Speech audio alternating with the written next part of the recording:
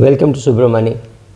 I'm going to talk about longevity the effort that we take to prolong our lives, the amount of medicines which we are willing to take, the amount of injections, tablets, etc., which we are willing to take to increase our longevity is again unbelievable.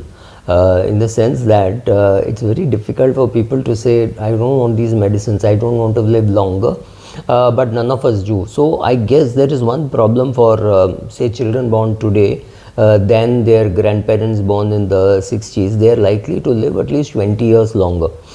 So if you are born in the 60s, there's a good chance that you live to your 90s, and there's a good chance that your grandchildren will live till their 110s, or at least 100 plus for sure, right? Many people in our generation will cross 100, and so 2 generations after us they'll definitely cross 100. So but the effort that is taken to be there is too much, and most of it concentrates on physical health. We'll do anything to get we don't put enough effort to be physically good, but we do take a lot of medicines. We think taking these medicines and tablets and syrups will improve our health. I don't know whether it is going to improve our health, but we are definitely going to live longer, and the generation after us is going to live longer than us. But how much of that in good health, we do not know.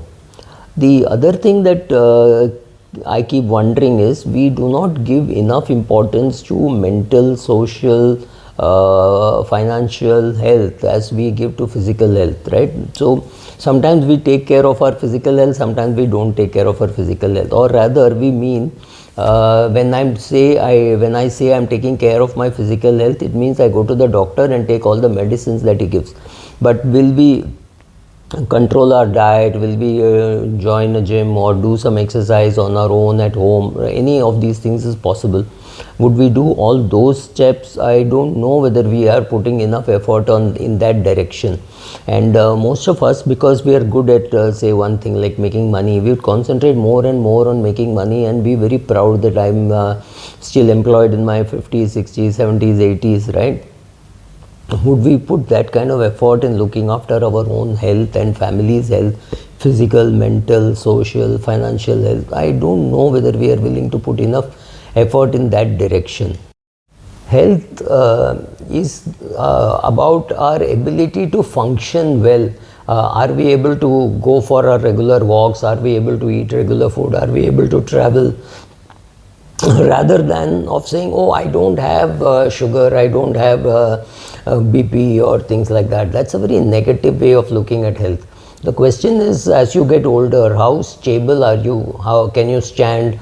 Can you tie your shoelaces standing, right? Which means pulling your leg up instead of bending your waist. Can you do that? Can you soap the underfoot of your leg, I mean your underfoot, without taking any support while taking bath, right? Those are the questions to answer, apart from just saying, oh, I don't have BP, I don't have sugar. That's a very negative way of looking at it. So look at it positively.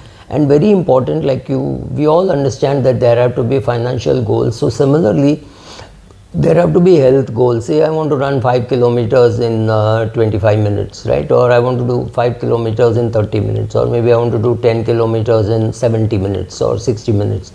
Those kind of goals, we don't have those kind of health goals. We all understand that financial goals are important, etc. But health goals, if you don't define health goals and if you don't measure health goals, you will not achieve health goals, right? They're just like financial goals. You can't just keep defining in terms of what negatively, in terms of what illness you don't have. The question is, can you climb 8 stairs without panting? Can you climb a flight of 3 stairs without panting? Can you climb 3 stairs 2 steps at a time, right? Put some conditions like that. Apart from your health parameters, oh, my sugar should be less, my HbA1c should be less than 6, my BP should be perfect, right? All those conditions you can put, but you also have to put in terms of what you can achieve by being that fit, right? So that is also important. And the question is, how much effort are you willing to put for being very healthy, right? There are some people who get up in the morning, who will do meditation, seek therapy, take some 50 types of pills just to feel that, just to slow down their aging process. The question is, do you want to do it? Do you not want to do it? Can you just build your healthy habits into your day-to-day life? Drink more water, go for longer walks, walk maybe 10 kilometers a day, whatever, 10,000 steps, 20,000 steps, whatever. Put those conditions and make sure that you're sticking to that.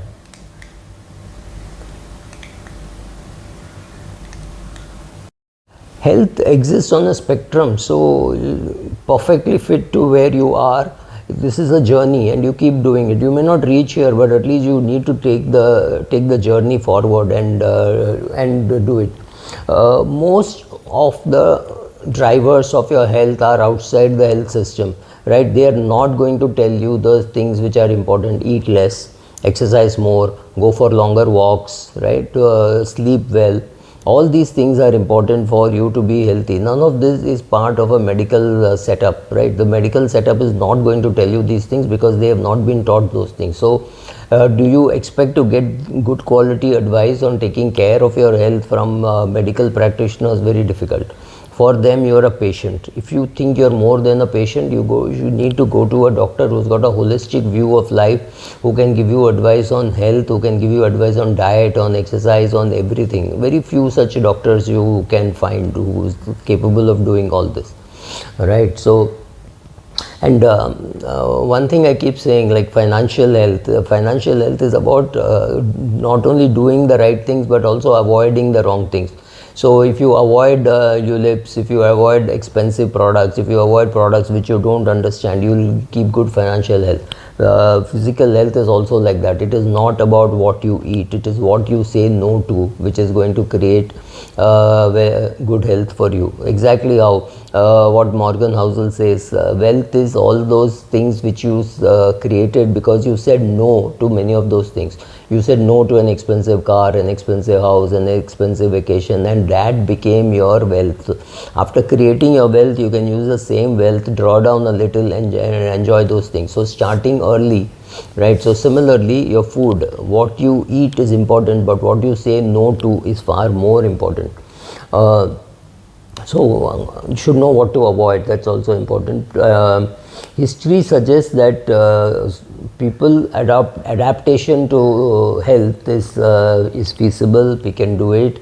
Many of us don't do it, but it can be done. There are many people who do it also. Many people who take care of their health very well, right in their 40s, 50s, so that their 60s, 70s, 80s turn out to be better. It's your choice. Just like money, it's your choice. Health is also your choice. Choose wisely and say no to many things, because the things to which you say no is deciding your health more than the things that you say yes to. Thank you.